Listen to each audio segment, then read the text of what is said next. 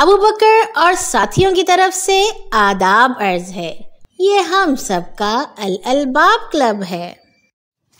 ابو بکر، آج ہم مسجد کیوں نہیں گئے؟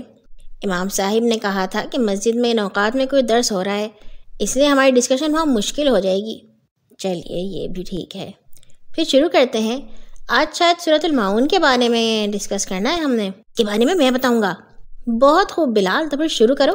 میں سمجھا تھا تم پکوڑوں کی ترکیبیں ہی دیکھتے رہتے ہو۔ بس کیا کروں، کھائے بغیر دماغ ہی نہیں چلتا، مگر تیاری بھی کی ہے میں نے۔ سورۃ المعون قرآن مجید کی 107ویں سورت ہے۔ اس کی 7 آیات ہیں اور اس کے کئی نام ہیں، جیسے میں بتاؤں؟ تم تو سحروں کے شوقین ہو، کتابوں سے کیا تعلق؟ اب ایسی بھی بات نہیں، وہ دراصل میں نے سورت کی تیاری کر لی تھی، مجھے لگا تھا کہ یہ میرے اوپر ہے۔ چلو کوئی بات نہیں، اچھا ہی ہو گیا۔ ہاں، تو ہم اس کے ناموں کے بارے میں بات کر رہے تھے۔ جی، اس سورت کو ارائیت الذی بھی کہتے ہیں۔ اس کے علاوہ سورت الدین، سورت ارائیتا اور سورت التکذیب بھی کہا جاتا ہے۔ شکریہ علی، مجھے لگتا ہے تم نے اور میں نے ایک ہی جگہ سے پڑھا ہے۔ چیٹ جی پی ٹی سے پڑھا ہوگا ان سب نے۔ جی نہیں، پوری تفسیر پڑھی تھی، اتنی بھاری والی۔ بری بات مصعب، جب تک کسی بات کا یقین نہ ہو خواہ تبصرہ نہیں کرتے۔ معذرت بلال اور علی، کوئی بات نہیں۔ تو کہا جاتا ہے کہ یہ سورت ایک سے زیادہ وجوہات کے بنا پر نازل ہوئی تھی، یعنی ایک سے زیادہ ایسی وجہ تھی جس پہ یہ نازل ہوئی، اور یعنی اس کی شان نزول ایک سے زیادہ ہے۔ پہلی آیت ارائیت الذی یکذب بالدین مکہ کے مختلف لوگوں کے بارے میں نازل ہوئی، جیسے عاص بن وائل، ولید بن مغیرہ اور ابو جہل، کہ وہ یتیموں کے ساتھ بہت برے طریقے سے پیش آتے تھے، حالانکہ خود امیر کبیر اور پیسے والے تھے۔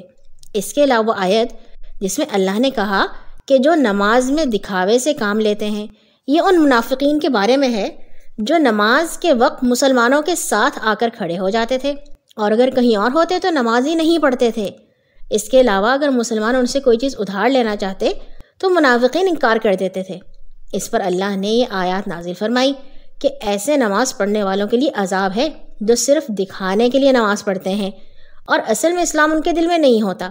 اللہ تعالی ہمیں بچائے ایسا ہونے سے، آمین۔ واہ بلال، پکوڑوں کا اچھا اثر ہوا تمہارے پر۔ علی، تمہارے پاس ہے کچھ کہنے کو؟ تم نے بھی تو تیاری کی تھی۔ نہیں، بلال نے بہت اچھا بتایا ہے۔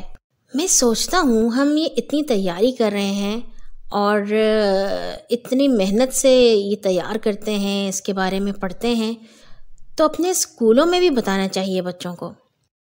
صحیح کہہ رہے ہو، رمضان کے بعد میں یہ کام کروں گا انشاءاللہ، ہر گیم سے پہلے 10 منٹ کی ڈسکشن۔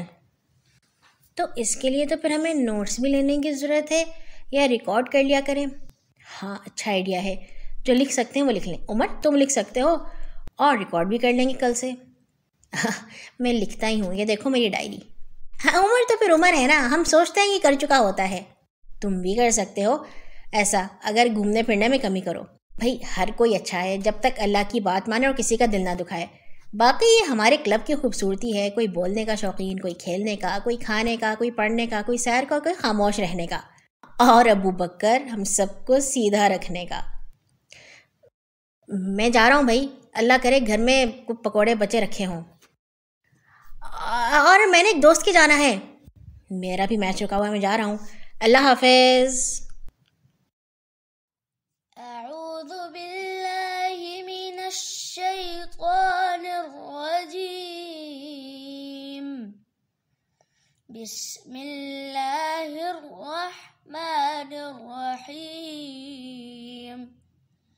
أرأيت الذي يكذب بالدين فذلك الذي يدع اليتيم ولا يحض على طعام المسكين